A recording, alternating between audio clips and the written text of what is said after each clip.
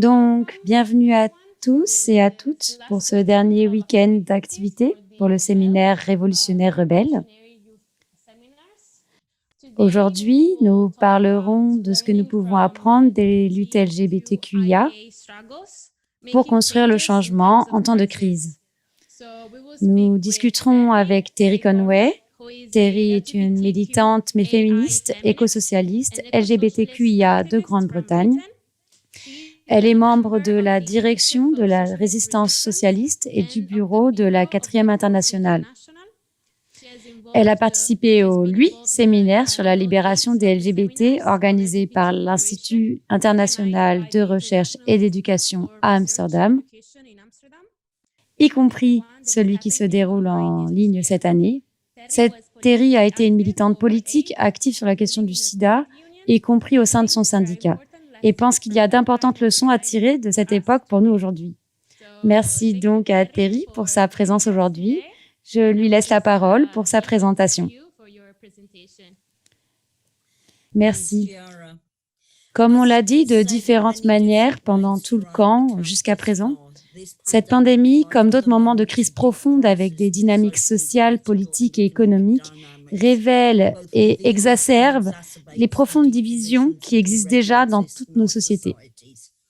Pendant cette formation, je vais essayer de regarder la façon dont la pandémie a eu un impact particulier sur nos communautés à travers le monde, comment nous avons réagi et les leçons que nous avons tirées des luttes précédentes, en particulier autour de l'organisation, autour de la lutte contre le sida et la solidarité que nous avons essayé de construire. Mais avant de commencer, je voudrais situer ce que je dis dans le cadre théorique que j'utilise. En 2003, le 15e congrès mondial de la 4e internationale a adopté une résolution sur la libération des LGBT. La résolution est issue de discussions qui ont débuté lors des premiers séminaires que nous avons organisés à l'Institut d'Amsterdam et était donc le fruit de notre travail collectif et de notre réflexion. Nous disons dans ce texte que le lien entre l'oppression des personnes LGBT et l'oppression des femmes est essentiel à notre compréhension. Et les luttes pour leur libération sont par conséquent étroitement liées. Et ensuite, nous nous penchons sur le fonctionnement de l'hétérosexisme qui, comme le sexisme, s'exprime dans toutes les sphères de la politique, de l'emploi, de l'éducation aux aspects les plus intimes de la vie quotidienne. Je défendrai les grandes lignes de ce texte qui a été écrit il y a près de 20 ans, mais je changerai certains aspects si j'étais impliquée dans sa rédaction aujourd'hui. Je dirai certainement beaucoup plus sur la position des personnes trans et intersexuées, leur organisation et leur lutte. Mais j'en dirai aussi davantage sur la division sexuelle du travail dans la famille, la manière dont elle est reproduite sur le marché du travail et la façon dont elle affecte la discrimination, à la fois autour de la rémunération, autour du statut et aussi autour du harcèlement. Contre les femmes, en particulier les femmes noires, les femmes migrantes et autochtones et les personnes LGBTQIA au travail. Il y a probablement d'autres choses que je changerai et auxquelles je n'ai pas pensé et que je n'aurai pas la possibilité d'aborder pleinement dans cette présentation. L'une des choses qui s'est produite pendant la pandémie, c'est la discussion autour de l'utilité sociale du travail, de ce qui est essentiel. La santé, les soins, l'agriculture, la transformation et la distribution d'aliments et certains types de transports locaux sont essentiels, tandis que la vente d'armes, l'aviation, en particulier pour les courtes distances, la publicité et bien plus encore sont dangereux et dommageables à de nombreux niveaux.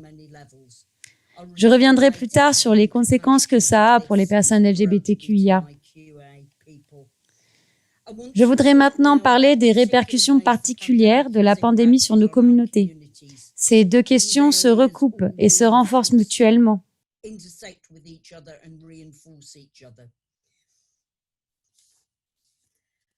Donc la première question sur laquelle je vais me pencher est la question de la santé.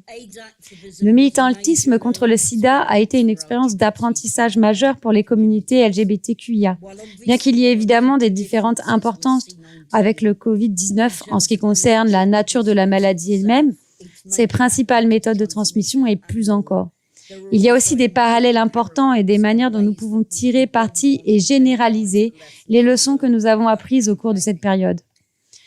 Le militantisme contre le sida a vu un renforcement des organisations plus radicales au sein de nos communautés, alors que les organisations plus traditionnelles ignoraient des sections de nos communautés qui étaient les plus touchées, par exemple les travailleuses du sexe. Les milieux où nous devions développer notre force, comme au sein des syndicats pour protéger nos droits au travail et les moyens de s'organiser à travers des organisations comme ACT UP, étaient beaucoup trop militantes au goût des organisations traditionnelles.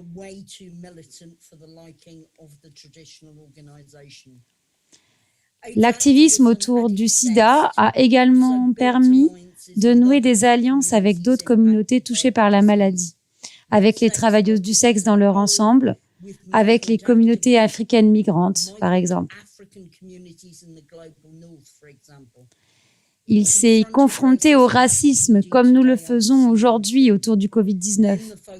L'accent était alors principalement mis sur le racisme anti-africain, alors qu'aujourd'hui, c'est le racisme anti-chinois ou anti-asiatique qui est la pointe avancée de ce que les gouvernements peuvent promouvoir, tout comme les sentiments anti-migrants.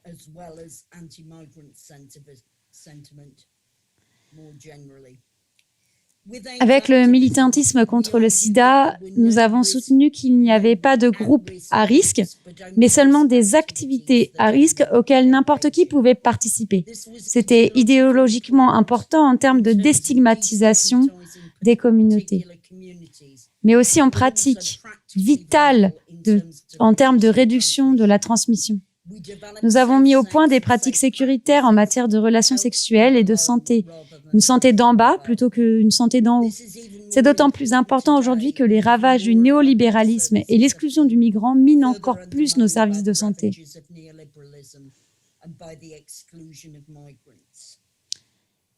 En raison de la façon dont l'épidémie de sida s'est déroulée, la bataille avec l'industrie pharmaceutique a été centrale de par la nécessité de produire des antirétroviraux sans profit, de produire des préservatifs gratuitement et d'être particulièrement accessible aux populations du Sud global.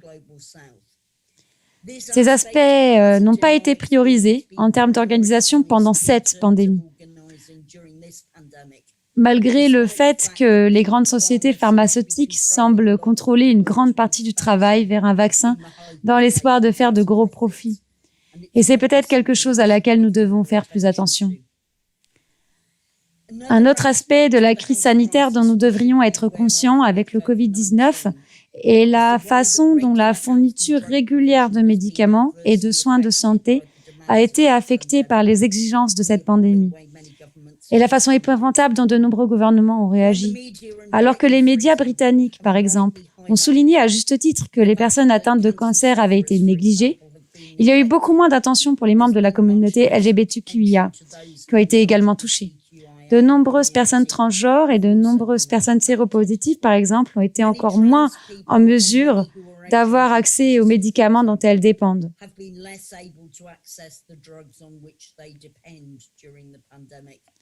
C'est particulièrement vrai et c'est particulièrement le cas pour ceux qui, même en temps normal, doivent importer ces produits de l'étranger sur le marché noir, notamment, mais pas exclusivement, les personnes du Sud global. Mais c'est aussi le cas pour beaucoup de personnes dans des circonstances moins extrêmes.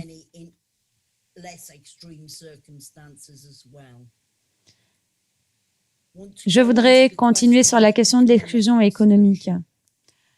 En particulier dans le sud du monde, les personnels LGBTQIA sont surreprésentés dans l'économie informelle, où les gens sont particulièrement touchés par le confinement,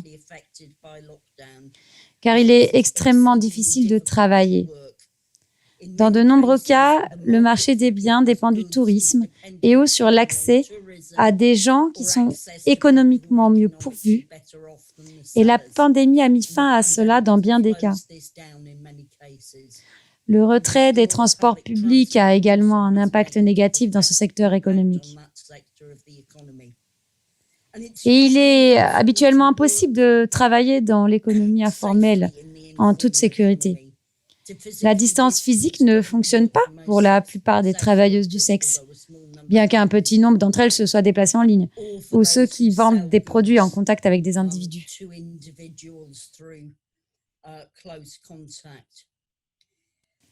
Les femmes, les personnes trans et les travailleuses du sexe sont les plus durement touchées. Et c'est plus large que ça, en particulier pour les personnes non conformes au genre, c'est-à-dire celles qui pourraient être perçues comme appartenant à ce qui est supposé être le sexe opposé, dans les sociétés où le respect du binaire est fortement imposé. Il y a des taux de chômage plus élevés dans nos communautés. Par exemple, un nombre disproportionné d'entre nous travaille dans le secteur de l'accueil, qui a été grandement touché par la pandémie et qui entraînera probablement d'énormes pertes d'emplois dans les mois à venir. C'est particulièrement vrai pour les personnes LGBTQIA, qui sont migrantes. Même dans le Nord global, nous sommes plus susceptibles d'être en marge économiquement. De plus en plus d'études le prouvent. Par exemple, 52% des ménages queer ont été mis à pied ou ont connu une réduction de leur temps de travail, comparativement à 39% de l'ensemble des ménages de l'État canadien, d'après une étude récente.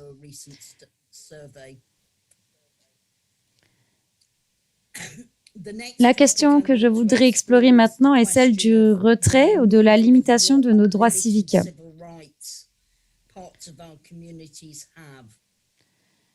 Le risque de violation de droits humains augmente dans certaines régions sous le couvert de mesures de lutte contre les maladies.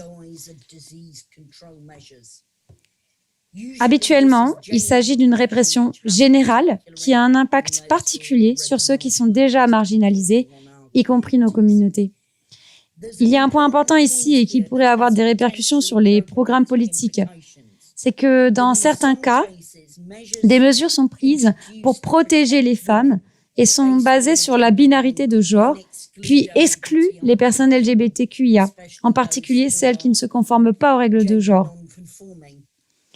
Le Panama, par exemple, a introduit différentes journées de shopping pour les hommes et les femmes sous l'étendard de la minimisation de l'exposition aux maladies. Des mesures similaires ont été brièvement introduites au Pérou, bien qu'elles aient été annulées après une semaine, et dans plusieurs villes colombiennes. Il y a un certain nombre de cas de personnes transgenres arrêtées par la police pour avoir prétendument enfreint ces décrets. Il y a aussi des cas où elles ciblent les personnes LGBTQIA en particulier, comme par exemple en Ouganda, où un refuge LGBTQI a fait l'objet d'une perquisition policière.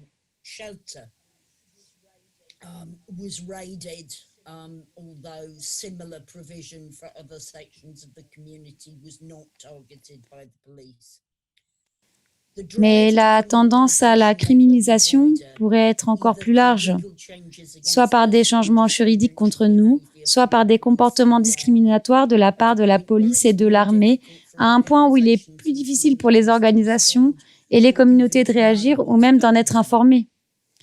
La militarisation existe dans de nombreuses parties du monde, la Palestine, le Cachemire, mais par exemple, aux Philippines, Duterte a utilisé la pandémie pour renforcer cela en introduisant de nouvelles lois. Et puis, il y a des sociétés comme le Brésil ou les États-Unis où le populisme de droite et les milices qui l'accompagnent sont attisés par Bolsonaro et Trump. C'est en partie pourquoi nos communautés, parmi d'autres, souffrent. Sur le plan juridique, la Hongrie est particulièrement problématique, étant donné qu'Orbán a le pouvoir de suspendre toute loi pendant l'état d'urgence introduit pour faire face à la pandémie. En même temps, en mai, le gouvernement a introduit une loi qui rendrait illégal le changement de sexe sous lequel on était enregistré à la naissance, ce qui est clairement discriminatoire pour les personnes trans et intersexuées. Amnesty International et de nombreuses organisations LGBTQIA se sont opposées à cette loi, Et on ne sait pas si elle est réellement approuvée, mais son intention est très claire. Et ce n'est pas seulement en Hongrie. En Grande-Bretagne, les conservateurs au pouvoir sont revenus sur leur engagement de réformer le Gender Recognition Act, qui permettrait l'auto-identification plutôt que le modèle actuellement profondément médicalisé. Et ils utilisent la pandémie dans l'espoir que nous ne remarquerons pas cette nouvelle attaque. La question suivante est celle des violences domestiques. Tout au long de la pandémie, les féministes à travers le monde ont souligné à juste titre que le mot d'ordre « Stay safe, stay home » n'aide pas pour beaucoup d'entre nous, car la maison n'est pas un espace sûr pour tout le monde. Pour notre communauté, c'est un problème particulier pour les jeunes LGBTQIA pris au piège dans des familles de naissance et isolés de leur famille de choix et de leur communauté. C'est aussi un problème pour les personnes transgenres dont l'identité de genre n'est pas acceptée par les partenaires précédents ou par leur famille de naissance. Et pour les femmes bisexuelles ou lesbiennes qui auraient pu être forcées à avoir des relations avec des hommes par leur famille de naissance. Et pour les hommes qui ont des rapports sexuels avec des hommes mais qui ne se sont pas outés. Nous devons aussi être conscients que la violence conjugale existe aussi dans les relations lesbiennes et gays. Le fait qu'il y ait de la violence, même dans notre communauté, peut être difficile à accepter, mais les normes hétérosexistes, individualistes et possessives de cette société sont des choses dont nous ne vivons pas toujours à l'abri.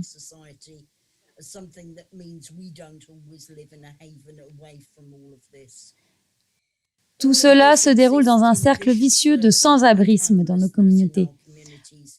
Alors que les gens fuient la violence croissante de leur foyer, mais dans une situation où les organisations communautaires fonctionnent à peine et les refuges encore moins.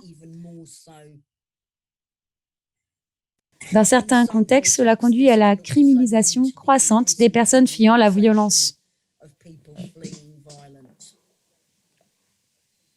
Nous faisons aussi face à l'augmentation des discours et des crimes de haine.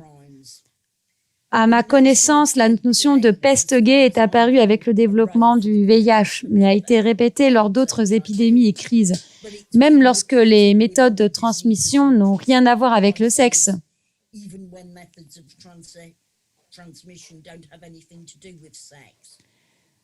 Je ne le savais pas, mais cela s'est répété avec Ebola, par exemple, et avec le tremblement de terre en Haïti. Et à nouveau pendant le Covid-19. Ils ont été particulièrement perpétrés par des fondamentalistes chrétiens de toutes sortes de sectes et islamiques, avec une rhétorique de plus en plus commune, dans laquelle ils parlent d'idéologie de genre, et cela s'est à nouveau produit aujourd'hui. Évidemment, cela risque d'entraîner une augmentation des crimes physiques réels, soit là où le confinement n'existe plus, soit là où il s'est assoupli, ou contre ceux qui ne peuvent pas observer le confinement afin de survivre économiquement. En particulier, comme je disais, ceux de l'économie informelle.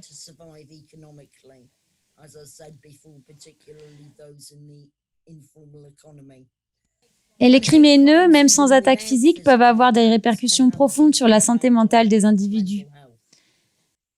Le besoin de solidarité avec ceux de nos communautés qui se trouvent au contact le plus aigu avec ces attaques est plus fort que jamais.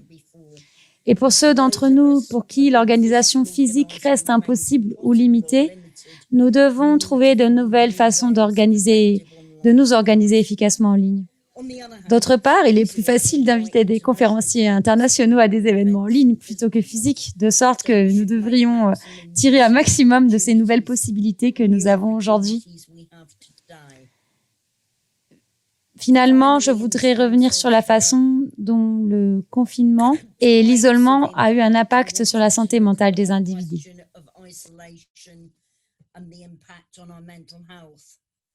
La pandémie a entraîné la fermeture ou l'accès limité à des espaces sociaux LGBTQIA, tant commerciaux que communautaires. ou elle a entraîné un danger accru de les utiliser en raison de l'augmentation des crimes haineux, de la répression policière et de la militarisation. C'est évidemment encore pire pour les gens qui ne sont pas outés, où de tels espaces sont peut-être les seuls endroits où ils peuvent être eux-mêmes, et où ces lieux sont encore moins accessibles pour les personnes qui ont été obligées de rentrer dans leur famille de naissance.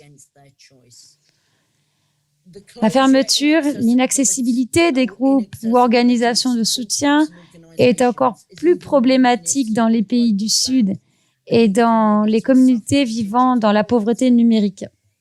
Cela a une incidence particulière sur les jeunes LGBTQIA qui sont forcés de retourner dans leur famille natale en raison de la fermeture de leur lieu d'études ou parce qu'ils avaient perdu leur travail. Même pour les personnes qui vivaient auparavant avec leur famille de naissance, le fait que ces sources de santé mentale ne soient plus physiquement disponibles a une grande incidence. Et même lorsque des alternatives en ligne existent, il n'est pas possible pour beaucoup d'y accéder, car même avoir un smartphone n'est pas une consolation si vous n'avez pas l'espace pour y accéder en privé. Et si vous avez quelqu'un qui regarde par-dessus votre épaule et que vous êtes terrifié de la réaction qu'il pourrait avoir.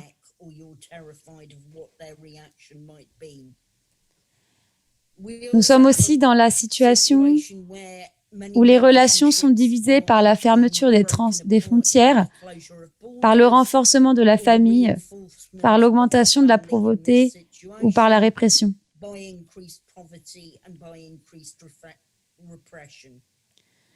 Ne pas être en mesure de faire publiquement son deuil pour les personnes décédées en raison de relations cachées ou sans statut juridique était une réalité constante pendant la crise du sida, et cela a eu un impact dans de nombreux pays sur la lutte pour la reconnaissance juridique de toutes les relations. Et je pense que nous voyons des choses similaires se produire aujourd'hui avec le Covid-19 à un niveau encore plus élevé à l'échelle mondiale.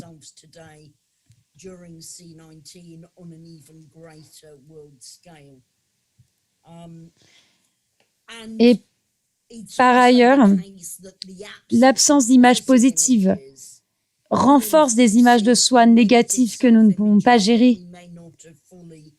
Quand il n'y a plus rien pour les contrebalancer, cela a un très fort impact sur la santé mentale des personnes LGBTQI.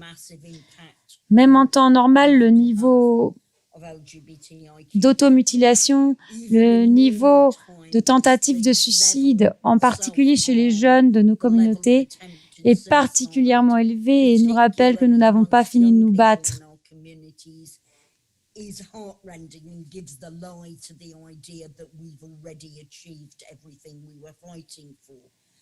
Et cela est encore plus vrai dans cette situation où les organisations ont été fermées ou moins accessibles qu'avant.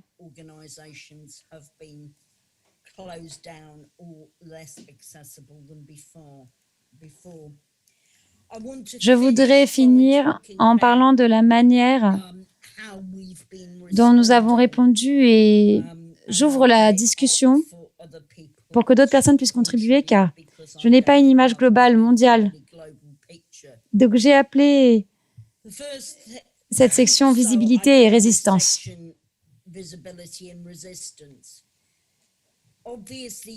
Évidemment, l'éruption du mouvement Black Lives Matter après le meurtre de George Floyd a été le développement le plus significatif de la résistance internationale depuis le début de la pandémie.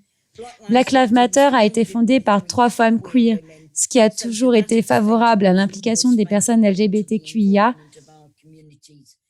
Mais la deuxième incarnation de cette année, dans le contexte de la pandémie et du comportement scandaleux de l'administration Trump en réponse à la pandémie, a suscité les plus grandes mobilisations jamais menées en faveur de la vie des trans noirs. Et je pense que cette continuité dans le mouvement a aussi été plus militante et plus inclusive à un niveau global. Le meurtre de 2 femmes trans, Dominique Remy Fels, 27 ans, de Philadelphie, dont les jambes ont été sectionnées au milieu de la cuisse avant que son corps ne soit jeté dans un canal. Et Raya Milton, 25 ans, de Cincinnati, en Ohio, qui a été abattue, n'est malheureusement pas inhabituel. Au moins 21 personnes transgenres ou non conformes ont déjà été tuées aux États-Unis en 2020. Ce sont les chiffres du mois dernier et c'est probablement encore plus que ça. Ces chiffres ne sont que ceux que nous connaissons. Les meurtres de Dominique et de Raya ont également coïncidé avec l'annonce de Trump qu'il allait éliminer un règlement introduit par Obama pour interdire la discrimination contre les personnes trans à l'accès aux soins et à la santé.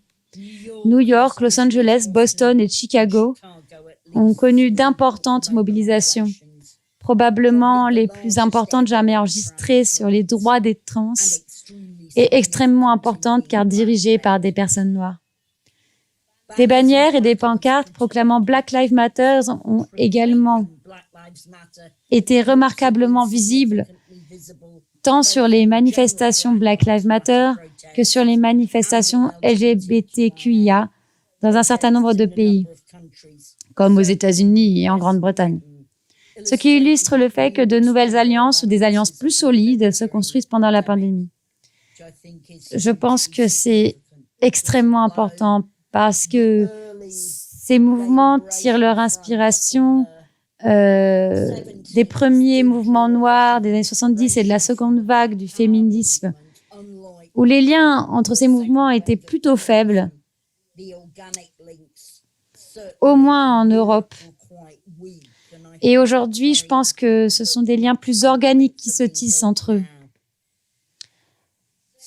L'organisation des travailleuses du sexe, y compris les travailleurs du sexe LGBT, a aussi été importante dans de nombreuses régions du monde. Car comme je l'ai dit précédemment, les travailleuses du sexe ont été touchées de façon disproportionnée en tant que personnes dans l'économie informelle et souvent en tant que travailleuses migrantes qui n'ont pas la capacité d'obtenir le soutien même minimal de l'État et qui sont massivement attaquées par la répression de l'État.